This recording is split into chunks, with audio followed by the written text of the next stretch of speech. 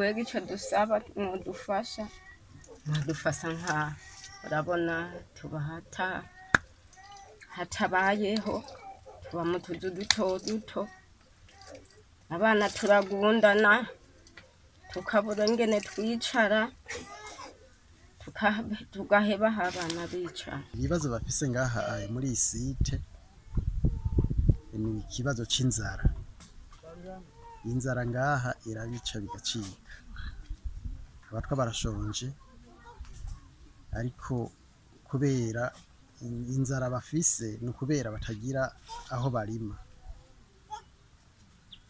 barahafise ariko si haniniya, na gusanga ari agatongo gatoya kegeranye n'umuhana.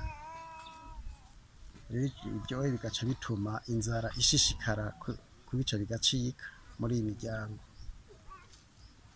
Ico mbona coshoboka canke co kwihutirwa nuko abagira neza bo kwibuka iyi miryango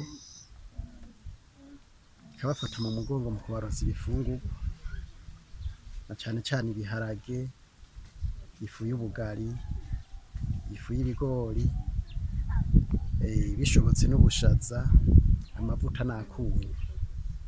Ibyo byodufasha kugira imiryango yacu nayo ishishikare gutera imbere.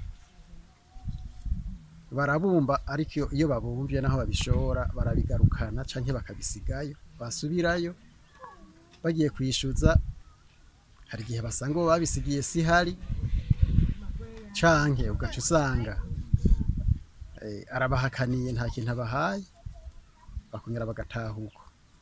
Iyo nayo n'iyindi ngorane ica yiyongera muri iyo miryango.